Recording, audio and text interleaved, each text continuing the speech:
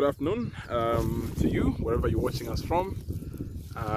This is yours truly, Mr. Panuka, the CEO and founder of Panuka Enterprise Limited, trading as Panuka Farms, right here, in Lusaka, Zambia. So please, just in case this is your first time, please remember to subscribe and smash that subscribe button so that you can actually keep getting the juice around what we do here at Panuka Farm. So basically, I think this platform is meant to just give some tidbits on those that are about to start farming, how to get started, and those that are in it already. We share some tidbits on how you can actually get it right in your farming journey.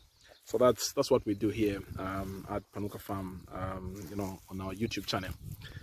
So today we're moving on to episode 2 of our farming as a business series. In the first episode, we actually discussed whether one ought to have gone to school to study agriculture for them to actually be in a position to start a farm. So I think we did clear that bit, and then I did promise that in today's episode we're going to look at the attributes that one actually needs for them to farm. Quite all right, you probably don't need to have gone to school to study agriculture for you to actually start a farm, but you still need some basic attributes for you to actually really manage a farming enterprise, especially if it's actually poised to be managed as a business. So let's dive into a number of these attributes that we think are actually quite critical. The first attribute that you actually require if you're actually going to farm as a business is being knowledgeable. So quite right, we actually did indicate, I think, in our first episode that you can be an engineer, you can be an accountant, a nurse, and you can actually be anything professionally, but you still require to be knowledgeable at about whatever farming enterprise you're actually going to get into. Okay, so simply put, you don't come with for lack of a better word, with an empty head and with all the money thinking this farming enterprise is actually going to thrive by just throwing money at the enterprise and expecting other people to basically manage the enterprise for you. Yet you have completely no idea about the nuances of the farming enterprise that you're actually going to do. So whether you're actually going to do crop farming, such as what we're doing here, this is sweet pepper, whether it's livestock, poultry, and different other kinds of livestock, you still need to immerse yourself into the different aspects of whatever you're going to do. Otherwise, that is actually a recipe for a huge disaster that's actually going to come. And like I indicated, a lot of people do mistake by thinking the money will be the proxy for the success of the enterprise without knowledge about exactly what you want to do. Okay, so take for instance this sweet pepper that we have in here.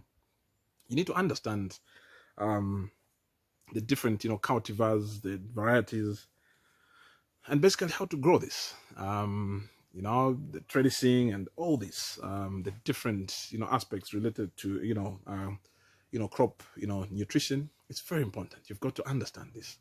Okay, so like they say, the fish starts to rot from the head. So here you are, you start a farm, and then you expect this enterprise to actually thrive, yet you have no idea about the different nuances that actually go into managing this enterprise. So it's very, very important that regardless of whatever profession you're in, and then you want to farm, you want to do pigs and stuff like that, understand what affects the weights for pigs or any other livestock, crop nutrition, diseases and stuff like that. We've actually seen quite a laughable issue where someone is actually doing crop farming.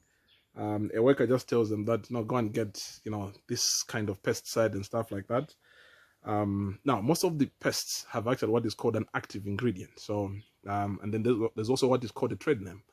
You will end up actually getting, a product or an input that's got the same, active ingredient, but then different, trade names. So you actually need to understand the different nuances so that you don't become, a laughing stock, buying the same thing, and then you let your workers actually start selling, the products. So point number one, be knowledgeable about what you want to do. The second, attribute that you actually need, to farm as a business is being adaptive. Others actually say that you need to have what is called a student, mentality. Be ready to learn, be malleable and ductile. Our experience in farming is that every crop comes with its different dimensions and shenanigans, and even livestock. Every cycle of whether it's chickens that you bring, it comes with its own issues. It brings out different nuances, and you need to be adaptive. Okay, you can't have a fixed mind, and so it's very, very important that you're not that rigid personality, who's not really very easy to change, because with farming, unfortunately, then you actually fail. So you need to make sure that there's some level of flexibility to really learn new things like students do. Don't have this fixed mind on, okay, this is how I do the nutrition for plants, this is how we do the feeding for chickens and stuff like that. The new ways of doing things. So it's very important that you have this student mentality, given the dynamic nature of farming and the different aspects that actually come with different cycles of whatever you do. I know people are experts in agriculture and stuff like that, but our own experience is that practically, yes, you have the experience to actually manage different aspects, and not necessarily that you'll be an expert in absolutely arresting every situation that actually arises in agriculture.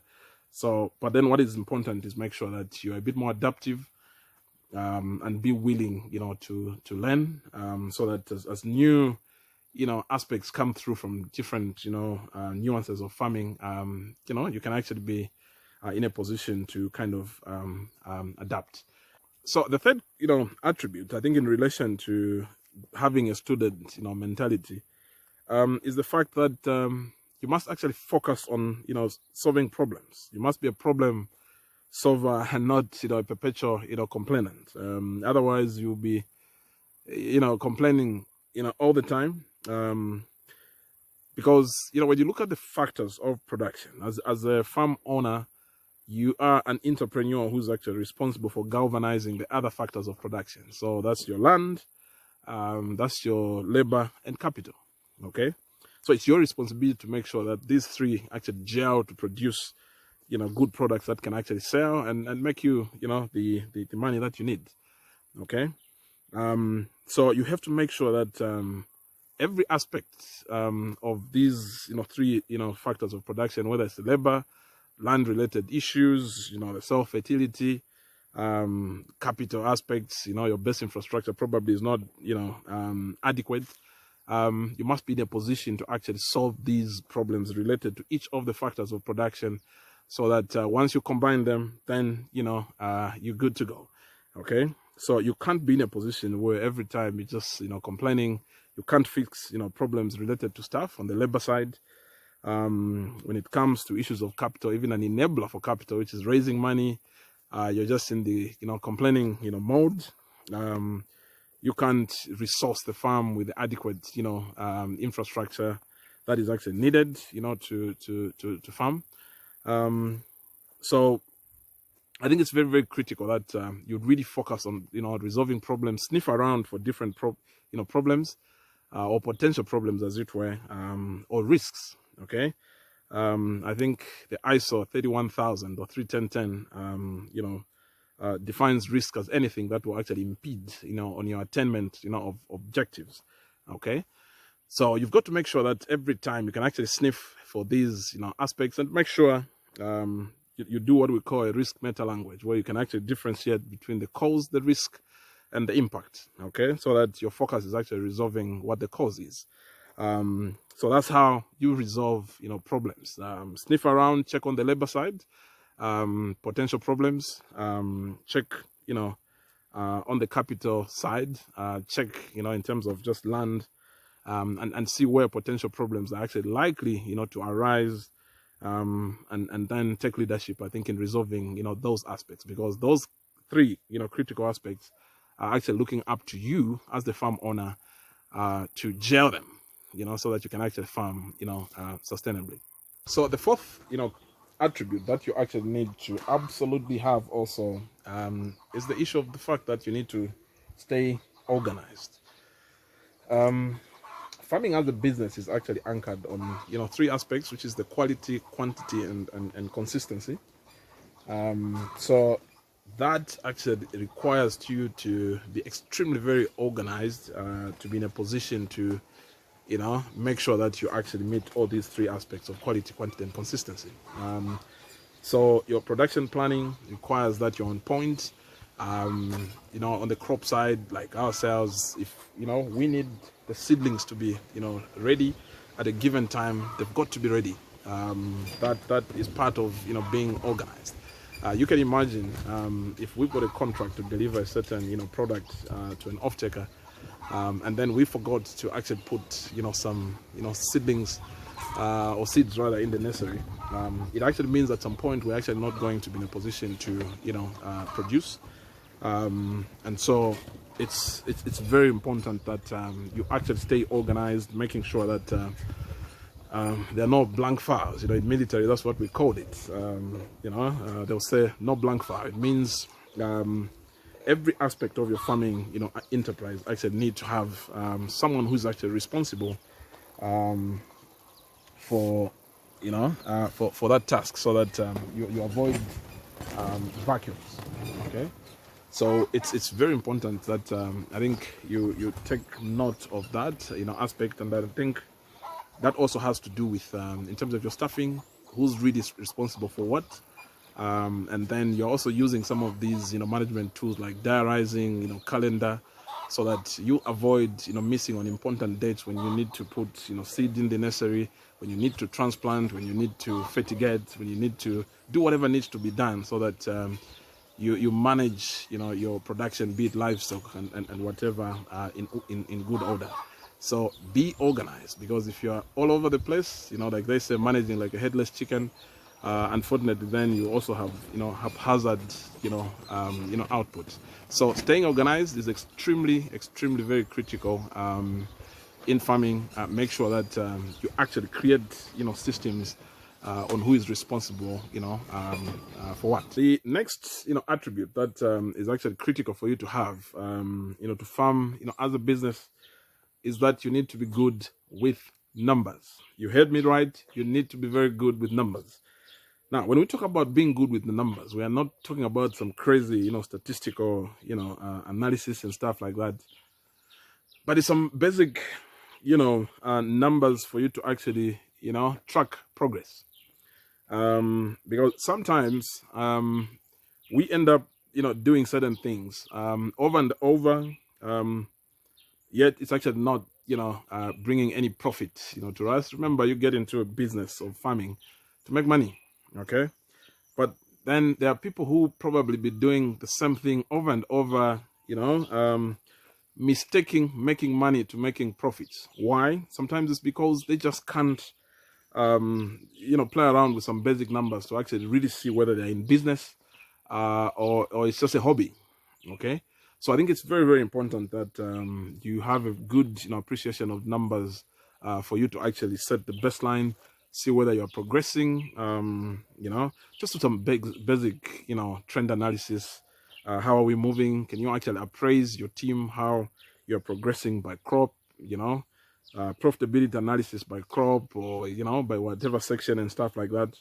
I know some people say, okay, I'm going to employ some people and stuff like that. But look, as a business owner, as a farm owner, it's your responsibility to make sure that you appraise yourself. Remember, you're the one that's actually partaking in the risks and returns of the your farming enterprise. So it's very important that you understand that as a business owner, because that's what will inform, whether you need to abandon certain units of the farm because they're not performing, and then jump on to other units because they're actually, performing. So issues like variance analysis, I think it's very important to understand what's really causing this variance, positive or negative, variance. Okay, so I think it's very good to really make sure that you've got a good hang of some very basic numbers that would enable you to make some, management decisions on whether to proceed or abandon, some of your business ventures within the farm. And most of those is basically appraisal of whether if your livestock units, your eggs or broiler chickens, which one is actually bringing more money. Okay, even on the crop side, which crop is actually bringing your money, what should you focus on and stuff like that. So you're only in a position to actually answer those questions if you can actually play around with some numbers. But remember, it's only possible to do this kind of appraisal and analysis if you actually track some of these numbers. So make sure that you've got a good system that actually tracks some of these things so that it enables you to do some trend analysis and stuff like that. So away from the issue of numbers, the next attribute that is actually quite critical also is you being a good salesman or sales lady. We get into business, and remember, this is a farming as a business. So we get into the business of farming to make money, okay, not as a charitable entity. And so you only make money by selling, so you absolutely have to have some ability to sell, as a business owner, as the farm owner. Okay. Now this is a function that unfortunately is actually quickly delegated to downstream to the other workers. Now it's my manager or some marketing officer and stuff like that. It's very important, I think, when you are at the helm in the higher echelon of a farming enterprise, to realize that you are actually the chief salesperson. Okay, it's your responsibility actually to broker maiden deals and stuff like that. So these complaints like, oh look, my sales team is actually not performing and stuff like that, remember, the fish starts to rot from the head. So if the sales team is not performing, probably you're actually pointing at yourself that you are ineffective. But I think farms, usually the way they start, you probably actually rarely have like a marketing function when you're starting small, especially small holding farms and stuff like that. So remember, it's your responsibility to look for market, because the moment you delegate this, it actually becomes a huge risk. And why does it become a risk? What if that staff that actually knows the ins and outs of that market, at Soweto market, they know this one and that one, and then you, because you're a white collar guy, you just run the farm, put the money. Soweto is too dirty for you and stuff like that. You've never even gone to meet that woman who buys your tomato. That's a huge recipe for disaster. That stuff will walk away one day, and then you've got to start finding new marketing channels and stuff like that. Okay. Now, related to the issue of marketing, is the issue of really understanding who your customer really is. Remember, in business, management, what is called the business model, there are terms like B2B, B2C, so business to business or business to customer. So it's a critical component of marketing for you to really understand who your customer is.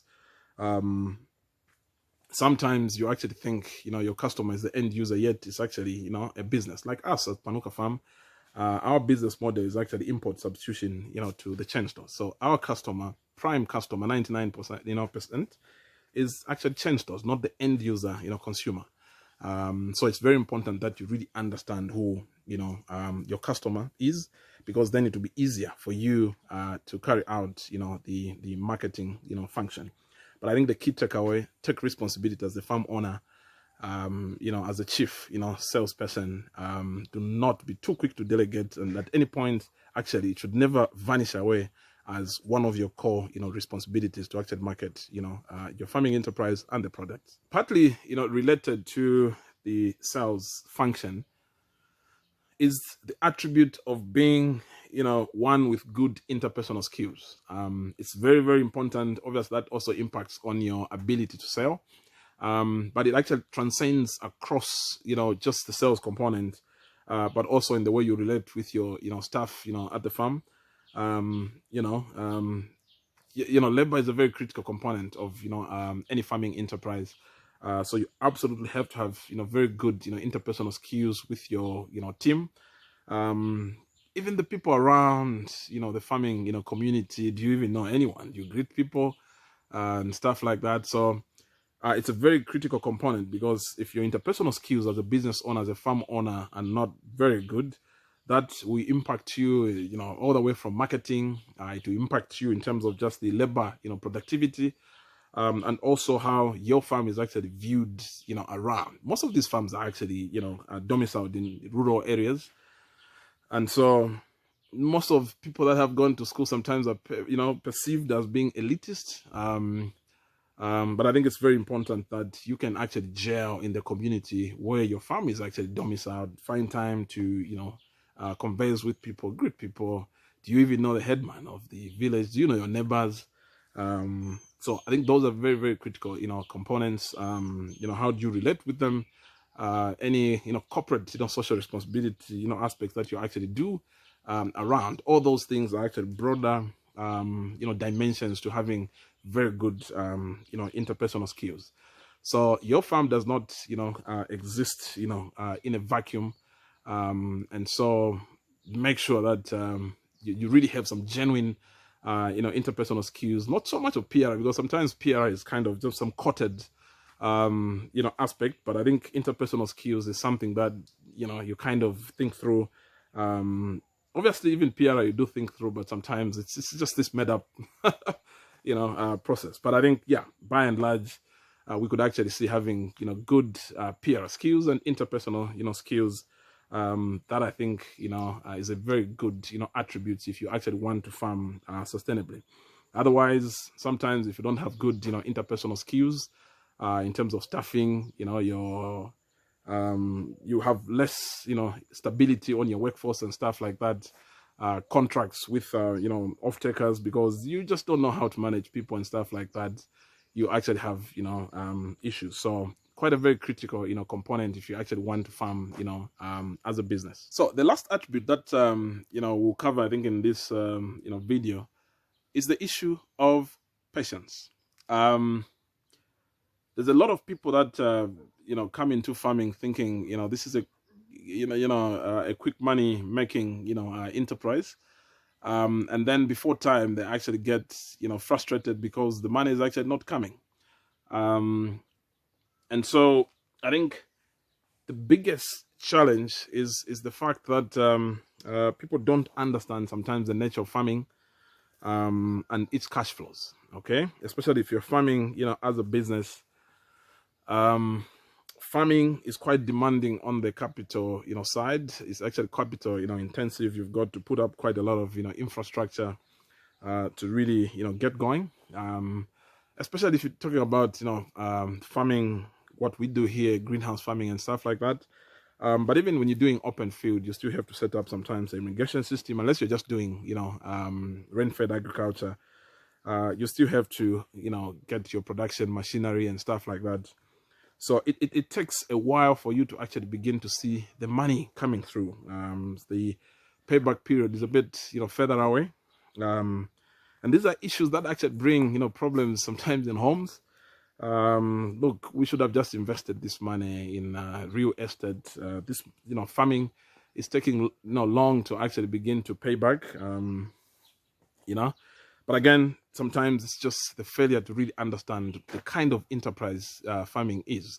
So if you're a short-termist, probably go and try treasury bills and stuff like that, not farming, because by its nature, this is a long-term, investment. I think just this week, there was news that Zambia is now exporting, avocado into Europe. Go and ask those farmers that have actually been doing, avocados. If you look at some of the other tree crops like macadamia, it will take you around 6 to 7 years for you to actually begin to see the money. And so you're looking at, 6 years of no revenue and stuff like that. So you need to understand the nomenclature, the nature of farming, and its cash flows, before you actually dive in, even in the choice of what you want to do. Okay, so today, if you are actually, going to choose a tree crop like avocado, macadamia farming, cashew and the like, you need to understand the nature of the cash flows and how long it will take you for you to just keep pumping money and then for the revenue to come through. And so that requires quite a lot of, patience. We do sweet pepper ourselves here at, Panuka Farm. And sweet pepper, relatively takes quite a bit. You are actually just going to see the fruits around, like especially turning color, the red ones, around the fourth, month. So you're talking about, 4 months of no revenue, just pumping in, So all these aspects actually point to the fact that you need to approach, farming with, patience. So if you just understand that, you just don't have the patience, I think it's just right that you look elsewhere. Go and try treasury bills and other, quicker, forms of investment, because farming is what it is. You can't just rush it. There's the learning curve. Otherwise you get, really, frustrated. And this is the more reason, other than the aspect that we actually covered, I think in, first episode of really debunking the aspect whether you require to have gone to school to study agriculture. The issue of really understanding these attributes that we've just talked about, I think it's very critical. And this, the last point on patience, is another aspect. Understand yourself, okay? And sometimes it's also just understanding your spouse, okay? Because if you're doing this together as a farming, enterprise, or not necessarily a spouse, but a partner, probably, I think that's the best, term.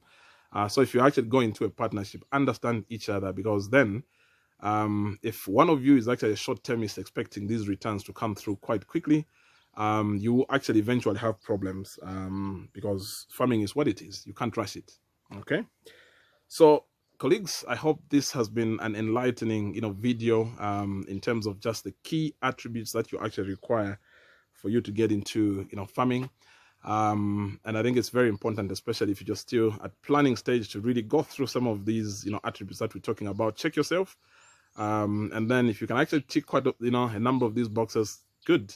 But sometimes you can actually fix yourself along the way on this list of attributes, so that you enjoy, your farming journey. So this has been, episode number 2, tackling the key attributes that, will actually get you going sustainably in farming. So catch me in episode 3. That'll be a surprise. Otherwise, have a lovely one. It's a good afternoon from yours truly, Mr. Panuka. Please remember to subscribe, support the growth of this channel, so that we can actually bring a lot more juicy, tidbits like this one. Have a lovely one. Bye-bye.